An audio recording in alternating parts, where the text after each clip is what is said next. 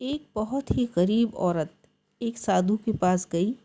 स्वामी जी, कोई ऐसा उपाय बता दीजिए जिससे मेरे बच्चों का रात में भूख से रोना बंद हो जाए। साधु ने कुछ पल के लिए अपनी आंखें बंद कर लीं, फिर आंखें खोलकर एक कागज़ पर कुछ मंत्र लिखा और एक पीले कपड़े में लपेटकर महिला को देते हुए कहा, बेटी, इस मंत्र को उस स्थान पर रखना जहाँ तुम धन रखना चाहती हो और वह स्थान पवित्र होना चाहिए।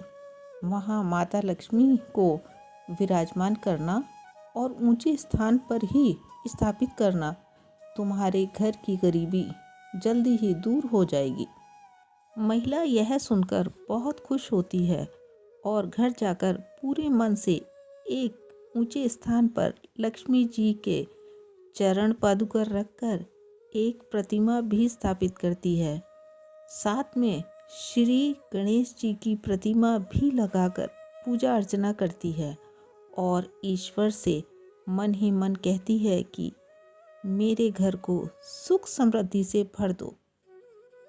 ईश्वर की कृपा से उस दिन उसके पति को कुछ काम मिल गया और उसके बच्चों को पेट भरकर भोजन भी मिल गया और उसकी रात शांति से कट गई। अगले दिन सुबह जब महिला उठती है तो उसे आंगन में एक पीले कपड़े की थैली मिलती है। वह महिला जल्दी से उस थैली को खोलती है तो उसमें ढेर सारा धन देखकर आश्चर्यचकित हो जाती है और उस धन के साथ उसे एक कागज़ की पर्ची भी मिलती है जिस पर एक पंक्ति में लिखा होता है कि कोई कारोबार कर ले। यह बात वह अपने पति को बताती है। दोनों पति पत्नी एक छोटी सी दुकान किराए पर लेकर खाने पीने के काम को कर लेते हैं।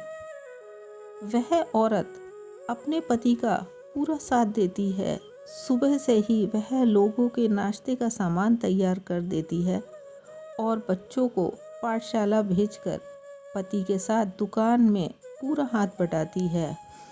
उनका दिन रात दोगुनी रफ्तार से कारोबार बढ़ने लगता है। अब उनकी दुकान छोटी पड़ने लगी।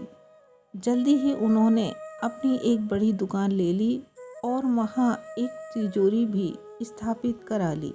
पैसे की तो उनके यहाँ बारिश सी होने लगी। पति की कमाई वह तिजोरी में रख ही रही थी कि उसकी नज़र उस पीले कपड़े में लिपटे मंत्र पर पड़ी। उसने मन में सोचा कि न जाने साधु महाराज ने ऐसा कौन सा मंत्र लिखा है कि सारी गरीबी दूर हो गई। उसने वह मंत्र वाला कपड़ा खोलकर पढ़ा तो हैरान हो उठी। उसमें बस इतना ही लिखा था कि जब गरीबी दूर हो जाए तो किसी ऐसे घर में झांक लेना जहां बच्चे भूख से रात को रोते हों और एक धन की पोटली वहां डाल देना। उस महिला को पूरा किस्सा याद आ जाता है। वह ईश्वर के साथ उन साधु महाराज का दिल से धन्यवाद करती है कि उन्होंने बिना उसे बताए उसकी मदद की। अगले दिन वह साधु महाराज की कुटिया पर पहुंचती है तो उसे पता चलता है कि महाराज तो तीर्थ की यात्रा को प्रस्थान कर चुके हैं। यह कहानी आपको कैसी लगी कमेंट करके ज़रूर बताएं और ऐसी ही अच्छी कहानियों के लिए चैनल को सब्सक्राइब ज़रूर कर लें। धन्यवाद। जय हिंद, जय भारत।